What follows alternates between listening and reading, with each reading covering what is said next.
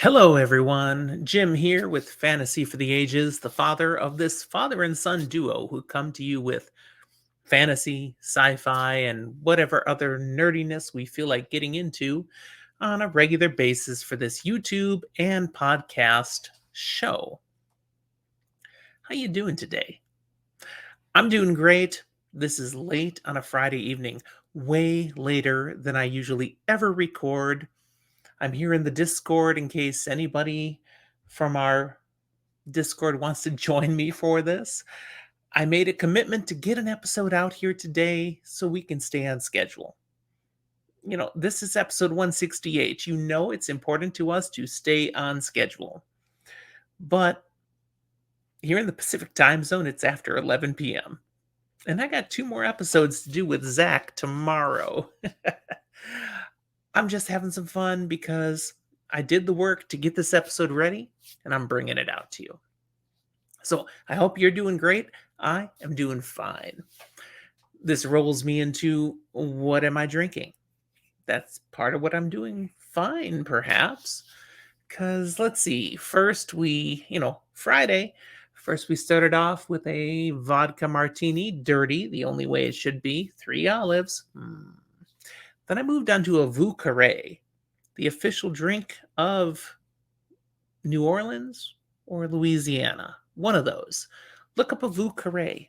Delicious drink. But cocktails are over. It's later in the evening. Now I've just got a nice table white wine. This is Winemaker's White from Maryhill Winery here in Washington, based out of Goldendale, Washington. Delicious, tasty, nothing too heavy. Some notes before I get into our episode today.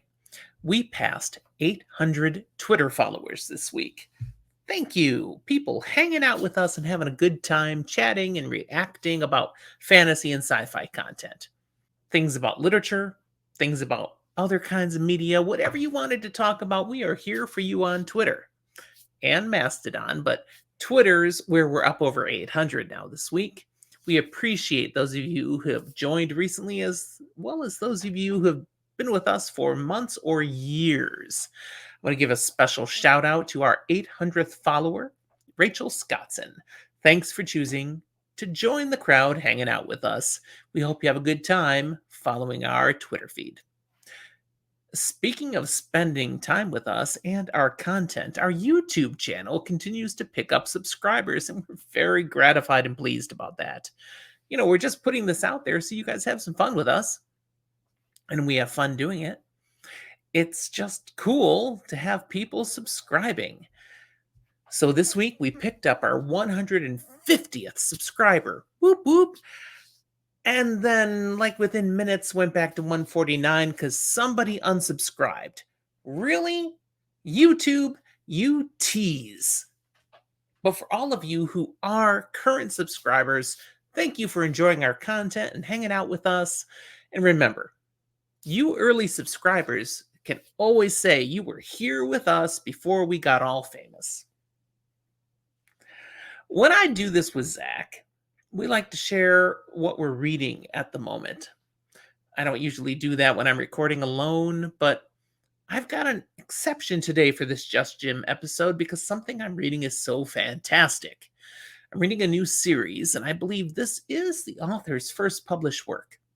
The Trials of Ashmount, book one of The Tragedy of Sedaine. This book is so good.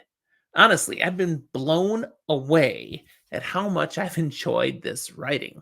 The plot, the magic, the characters. I'm sure I'll get a rapid review out about it eventually. I'm about 60% through the book now. But I just want to say, if you ever listen to a reading recommendation that we make, that I put out, this should be the time. The Trials of Ashmount by John Palladino. Speaking of authors like Mr. Palladino, he reached out on Twitter this past week. Awesome. I've just been shouting my love for this book as I've been working my way through it, and he noticed. He actually engaged with me. We went back and forth with comments for a while. He subscribed. He's one of these 800 plus followers on Twitter now. Very cool. Thank you, sir. And then, appropriately, a tweet got liked from Mark Tufo this week. Now, I've mentioned that before. Mark Tufo has caught our tweets in the past. He is the author of, among other things, the Zombie Fallout series. Nice to see him still following what I'm putting out there.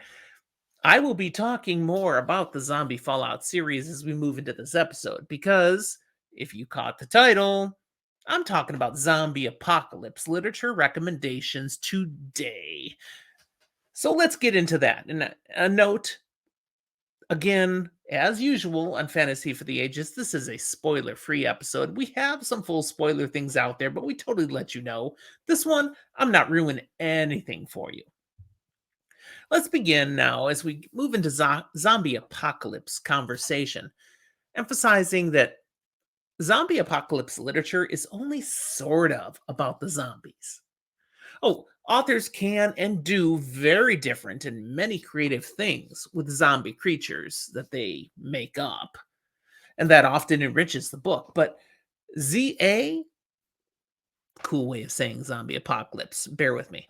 ZA is more so about the human struggle, the way people's best and worst natures rise up in the midst of unprecedented crisis. The best of the literature gets you to deeply connect with and care about these protagonists and the characters that are close to them, as well as perhaps absolutely despising those they come into conflict with. In times of crisis, everything is magnified: decisions, emotions, consequences. Thus, ZA literature makes for riveting reading. Unless it's bad, because then it's just really bad. I've already noted some aspects, if you caught in that previous phrase and saying, some of the things that I think make great zombie apocalypse lit. But what makes some of it bad? I am not going to spend a lot of time on bad zombie apocalypse literature here, but let me just kind of hit the high points of why I would think something sucks. Keep in mind, this is subjective, but for me, here's what will do it. 1. Too much focus on the gore and the gross. I mean, come on. We know zombies are dead, and dead things rot. We get that. You don't have to lean into it too far, over and over and over. Ugh. 2. Excessive, gratuitous sexual violence. Now, some might say any sexual violence is excessive, but there is a place for this in this kind of literature, as sadly, it is a real negative aspect of the human condition. But we don't need the graphic details. Want us to know who the bad guys are? Have them kick a dog.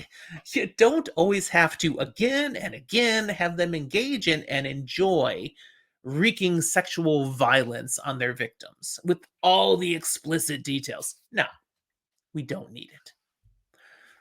3. Bad writing. Okay, this genre is not typically going to win any major awards. We know this. We don't care about that when we're enjoying zombie literature.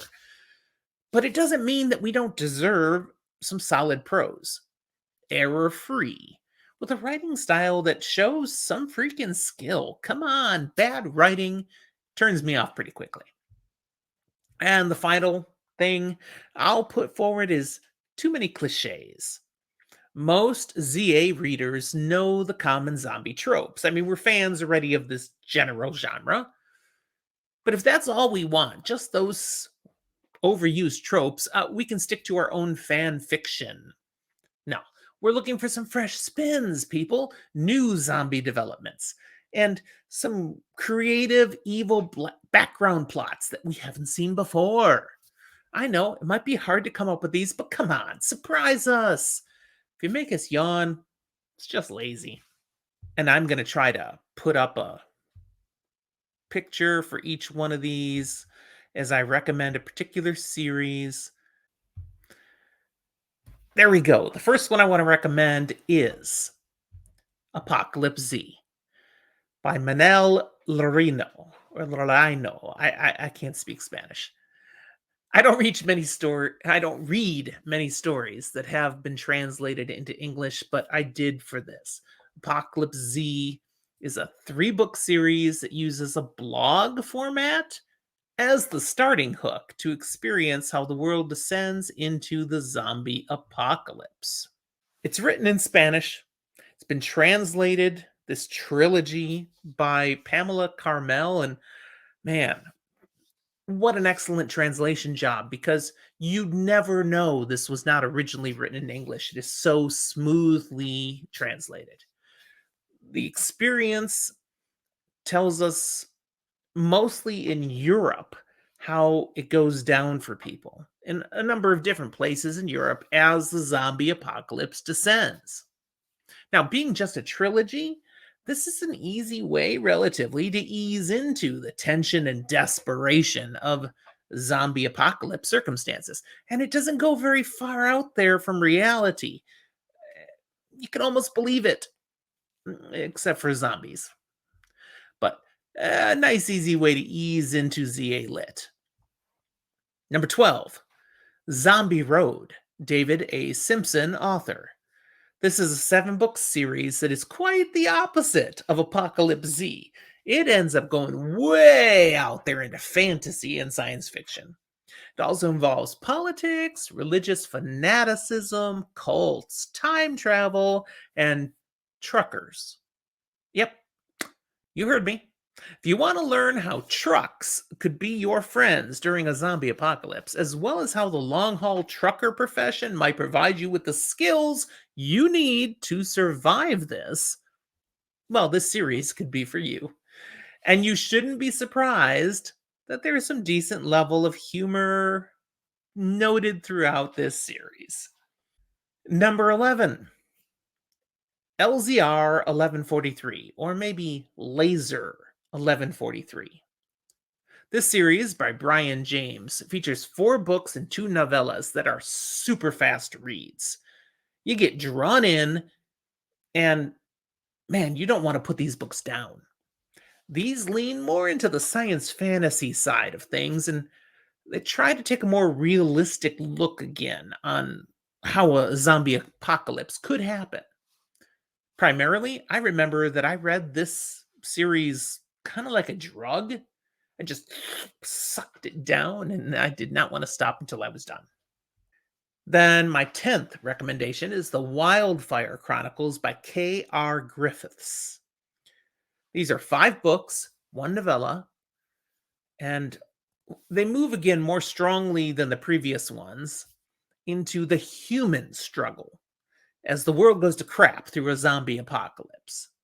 We see how virtuous and despicable previously reasonable, rational people can become under the pressure when the world falls apart with zombies running all over. Now, those first 4 recommendations, they're just the starting point. They're all pretty easy to read. The length doesn't require too much of a commitment from a reader, but at the same time, the power of the story for each of these is less compelling, less gripping than where I'm going with my top 9. These, my friends, are the books you will want to move into if you had your initial taste of ZA and you wanted more. You came back for more. And be warned, these books will take over the hours you previously gave to sleeping, work, personal hygiene. These are addictive reads, and you'll just want to keep on reading. Best of all, most of these series are already completed, unlike when I started them. So you won't have to wait for more to come out. So, number 9, Generation Z by Peter Meredith.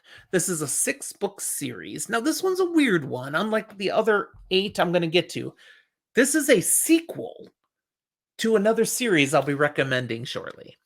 The other series is called the Undead World series. Peter Meredith has written more ZA than I have on this list, but I've got 2 of his series here.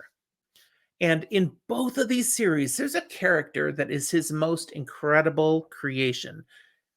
a girl named Jillybean. Now, she's introduced in the Undead World as a little girl all alone and surviving somehow in the zombie apocalypse. Her story is actually rather tragic. Generation Z is a sequel series that jumps about 10 years after the first series ends, where we get a more grown up Jillybean becoming the central driving character, with plenty of other key characters that are involved, some that were also in the previous series, and others that are introduced here. This is a tense, shocking, at times somewhat humorous series, though the humor is much diminished over what you see in the original series.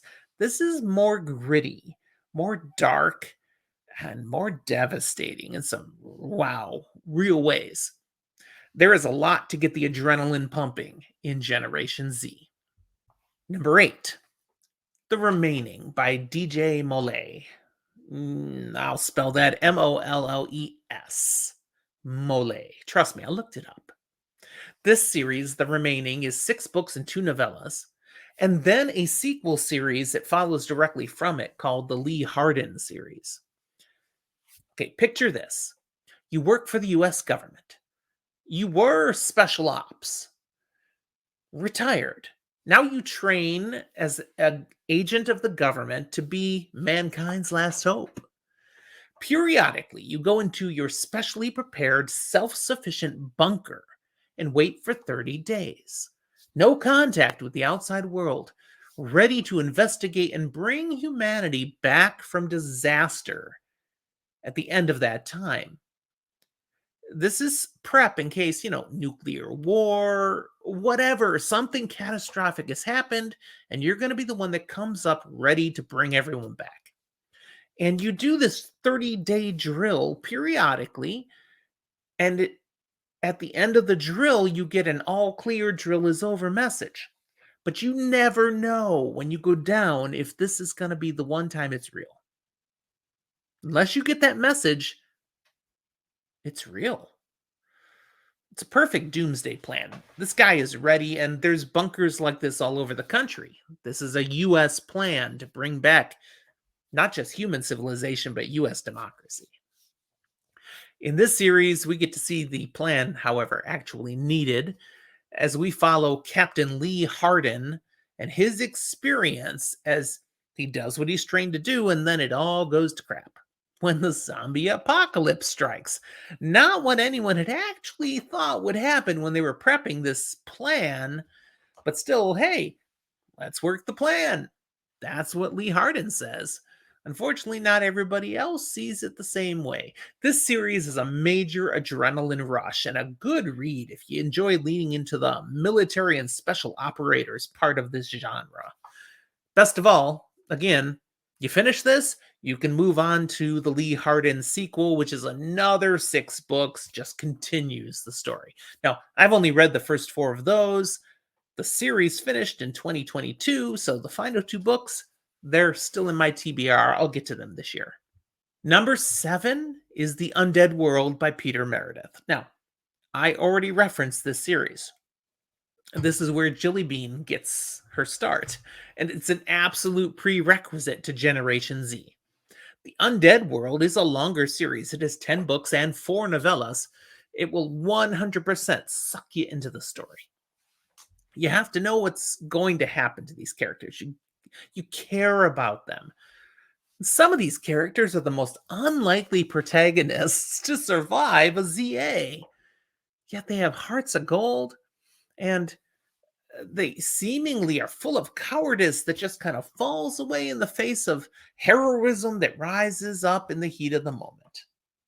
I love this series for showing how just the average Joe Schmo might just be able to survive in the zombie apocalypse alongside heavy operators and gang lords. Number 6 is The Extinction Cycle by Nicholas Sansbury Smith. This has a heavy focus on military operators, which is a definite angle in zombie apocalypse literature. The Extinction Cycle is one of the preeminent examples of this. The operators here are awesome. They fight with a high degree of skill. They fight for their country, for humanity, but most of all, and yeah, I know this is cliche, but here it's true, most of all, they fight for each other. The price of going against the monsters of this series is very high, and our people do not come through this 7-book, 2-novella series unscathed. Now, this is not actually truly a zombie apocalypse series, but it's mighty close. ZA adjacent, as a scientifically manipulated virus transforms humans into monsters, things you totally can see in your nightmares. And there's no coming back from these creatures. So the similarities to a true ZA are 100% there. It belongs on this list. Now, if you enjoy this one, there is a sequel series by Nicholas Ansbury Smith again, and a spin-off by a fan. This one's interesting. This was fan fiction that was of such quality, Sansbury Smith endorsed it and got it published.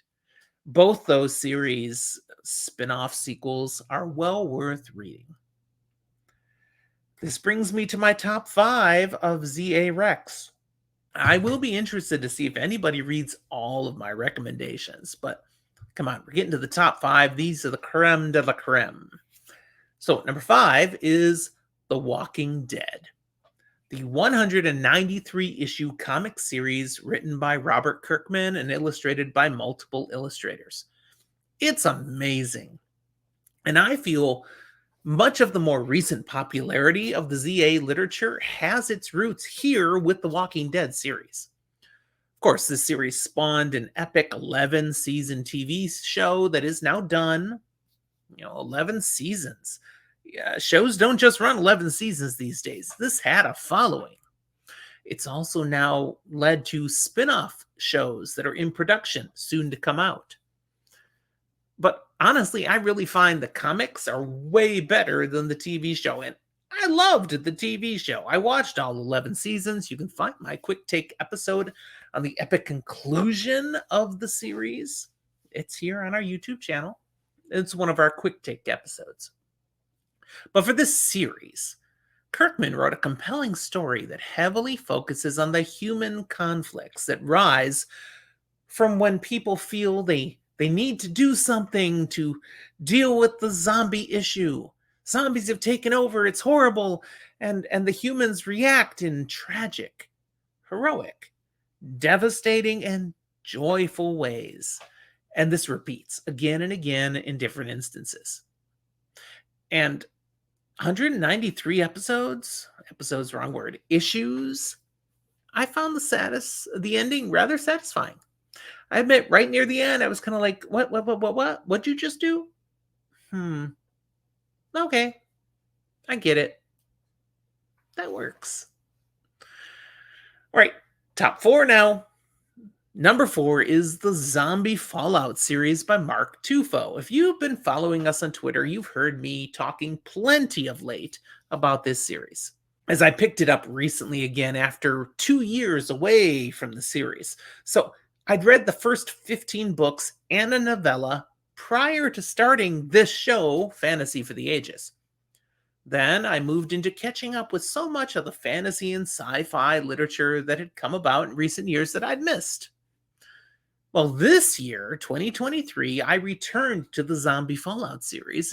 I found 4 more books waiting for me now, and I devoured them just like that.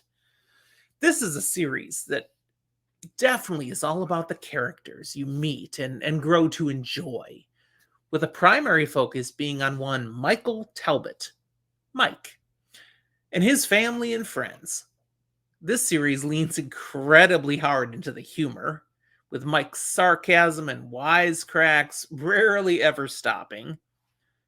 He admits it, this is how he deals with stress. And there's a bit of stress in the midst of a zombie apocalypse.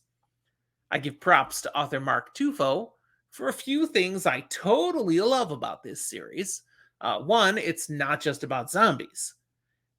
He finds ways to draw in vampires, werewolves, demons, even witches. Oh, and even aliens. Yes, sort of.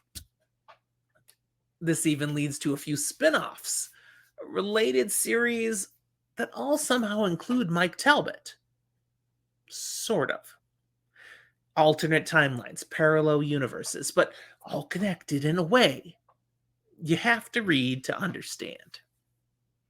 Okay, secondly, I'm impressed how the zombies themselves in Zombie Fallout are original and inventive.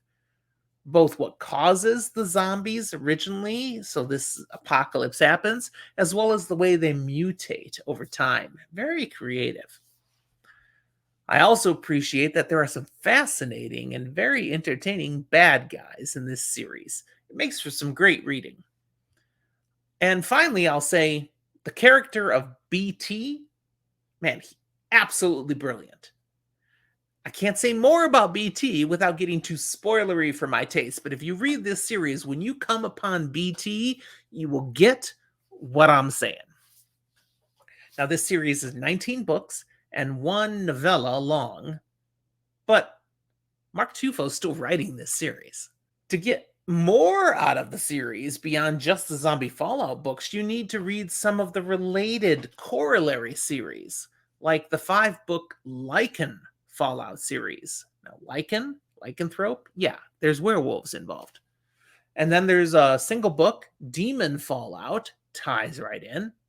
There's also the 7-book Indian Hill series, which kind of connects.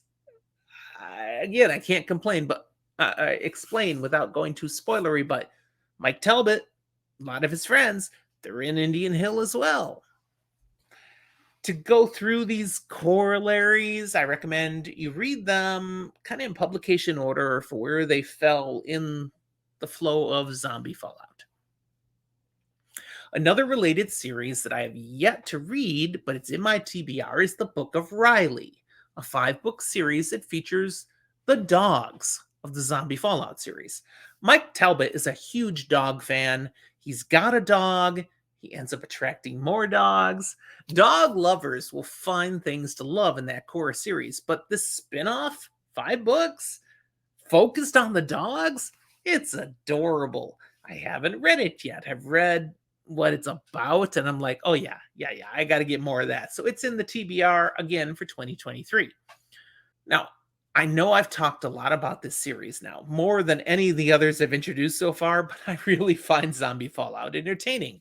Mark Tufo just writes in a way that I connect with. Even though he's very crass, somewhat offensive at times, it's all good fun. Part of this fun connects to the fact that he loves this character, Mike Talbot. And if you're an old-time horror movie fan, you hear Talbot and you hear Lawrence Talbot, werewolf. So it's great that he did the Lichen Fallout series. I'm like, I was waiting for that. Okay. Well, he goes on with Mike Talbot to do a whole bunch of interrelated stories that are full of Easter eggs and references to each other. He's really thought this out, made this very complex web of books that tie together. Which brings me to an 8-book series called A Shrouded World, which again features Mike Talbot and other characters that we've met in other ways through the readings, as well as some new ones in completely different adventures. So not the same Mike Talbot, and yet kind of the same Mike Talbot. You'll have to read again to understand. A Shrouded World is also on my TBR, and that series, adding it in, is finally the one that put me over 1,000 friggin' books waiting on my TBR. Finally, I'm getting back to the Zombie Fallout. There is a direct spin-off trilogy that is woven into Zombie Fallout called the Timothy series. So 3 of these Timothy books, Timothy 1, or just Timothy 2, Timothy 3. I've only read the first, and it was so gross, it almost made me nauseous. Which is probably a win for the author, as the tale is written about a very bad, disgusting man who gets bitten and becomes a zombie, and you stay with him experiencing the transformation and how he somehow becomes a self-aware zombie. It's disgusting, but it's very well written. So it's still to be determined if I can ever stomach books 2 and 3 of the trilogy because I was so turned off by book 1. But still, I think that was kind of Mark Tufo's goal. Okay, top 3 time. Number 3 is Omega Days, a 7-book series by John L. Campbell. I've only read the first 6. I just bought book 7, The Conclusion, which came out in 2022, and I've added it high on the TBR. So I'll get to it soon. This takes us back to a blend of everyman and military and militia, all trying to work out ways to survive the zombie apocalypse as the world's crashing down around them and on their own, and sometimes pooling their resources together. It does some novel things with zombies, and the characters are very compelling. I mean, really interesting. Do you like some comedy in your ZA literature? Yeah, this series is not for you. It takes the zombie apocalypse very seriously, writing a gripping and intense tale that I actually may reread before picking up that final book that's waiting for me. Hey, shout out to Marguerite joining us in a time zone where it's morning for him and still late crazy evening for me. Good to see you, sir.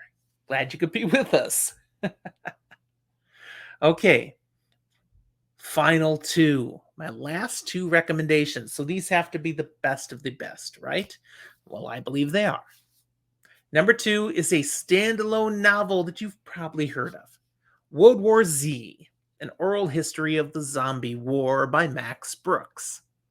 You may have heard of or even seen the movie adaptation. Trash. Okay, not entirely. The movie was not bad. It had some great moments, but compare it to the book, garbage. This one-off book is intense, super well written, will have you staying up late into the night to finish. But number 1, my all-time favorite zombie apocalypse series at this point, the one that I could have lost complete days on because I couldn't come up for air, was the 14-book and 2-novella Arisen series by Michael Stephen Fuchs, some of them co-written with Glyn James. Taking place in a variety of places around the world, this is about humanity's last stand as it faces a world where the zombie apocalypse has pretty nearly won. Most of the world's gone. There's a holdout, a bastion of humanity on the islands of Great Britain. And they're sending out special ops teams to try to see if there's anything that can still be done to turn things around to save the day. And we follow a particular special ops team that's being dispatched in book 1 on a last gasp mission with the slimmest chance of saving the world. So, of course, they're going to Chicago. Yeah, Chicago, which has gone to the zombies, but they're going to try to get to something in there that might have their last hope. The series is intense, powerful, and non-stop. It just keeps coming at you. You're exhausted by the end of every book. And you completely fall in love with the special operators that are the core of this story, along with the peripheral characters that are connected to them, like family members, love interests. This, wow. I'm just saying. I can't explain anymore. You need to read this series, Arisen. And I said 14 books, 2 novellas. There've been a couple extra books that have come out after the series was over that I haven't read yet. So there's a little more out there. I'm going to check it out. Okay, there you go. If you try any of these and you enjoy them, please let me know. I mean, I love learning when something I've shared has brought entertainment to others. And feel free, likewise, to let me know if you try something and decide, I'm totally off my rocker. That was horrible. Happy to hear that too. All feedback is welcome. In the show notes down below, you can find all the ways that you can connect with us. And tell me some of those ways. Connect with me. Tell us why I'm wrong or how you are so appreciative of what I shared. The best way to connect with us, again in the notes, is Discord. There's a link to join our Discord. Come along, join with about 100 people so far who are just kind of chit-chatting all the time about what we like, about fantasy and sci-fi fiction, and where we find sales, and oh, look what our puppy's doing today. Lots of nonsense we're having fun talking about. We've got some merch that you can access there. So, New Creations by Jen, the link is there. All the social medias that you can find us on: Twitter, Facebook, Instagram, Mastodon. There's an email address. We do actually use that still, Fantasy for the Ages. So you can send us a direct email if you like. And of course, we also have a Patreon. So if you want to make sure we keep bringing episodes like this out to you, or better ones if this one didn't meet your taste, we do have better stuff perhaps. Okay, support us on Patreon. For as little as $1 a month, you can jump in and join us on our live episodes and, hang out. Tell us what you like. Tell us what you don't. And we'll see what we can do about that. Thanks for joining me for this episode. Glad you've been here. Hope you enjoyed it. Hope you read some zombie apocalypse literature if you haven't yet. But that's all I got today, so we'll talk to you next time.